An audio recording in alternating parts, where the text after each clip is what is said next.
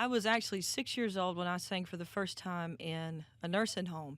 So I started in nursing homes, tent revivals, churches. And I don't know if it was the music bug as more as it was the feeling in the room that music could generate.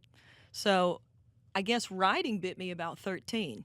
And I started with writing and went outside the perimeters of gospel music and found a great love for country music because you can be so honest in it. So everything started at 6, but it has been through my whole life that I've moved forward and had different experiences that I guess if you say music bug, then it bit me here, there, and yonder.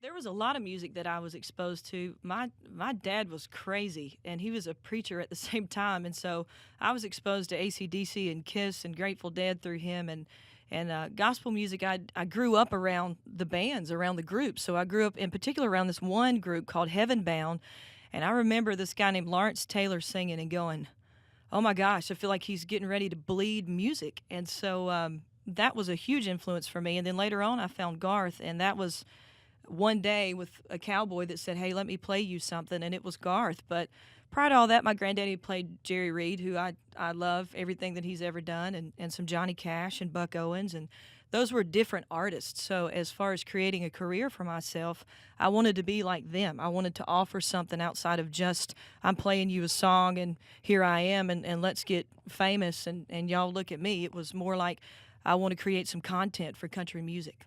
So I was influenced by a lot of different things that's infused in this music.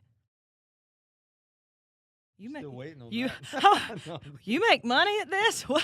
When I made some people money. get paid. Let's see. Yeah, people get paid, Danny.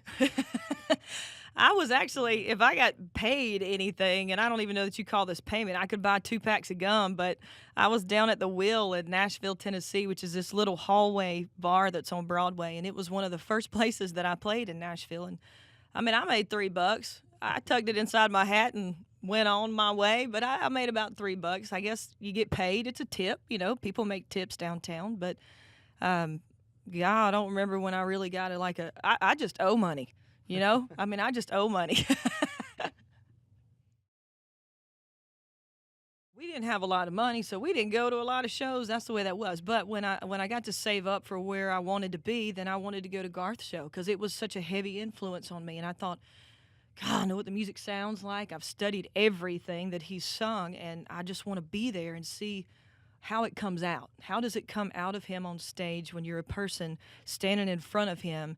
How does it come out? Because the way it came out through what I could hear in my headphones was pretty powerful. And so, you go to one of his concerts, you'll pee in your pants. I mean, it's just how it is, and it was a great influence on what I wanted to do on stage. So it kind of cleared up for me. You can have a lot of energy, and it's okay. It's okay to be that way on stage. It's okay to share that with a lot of people that are in front of you and do that musically. And you hope that they leave with everything that they came there for. And so that was one of the bigger ones for me. I mean, I got to see Aerosmith, but that was kind of more recent. And same thing. I mean, it was the same experience for me where I'm a big fan of theirs, and I left. I think I might have left there with more than what I actually came for. So sometimes you get surprised where you get to go see artists live or bands live, and you go, I got just a little bit more than what I thought I was going to actually get from that. But those are two that I can remember off the top of my head.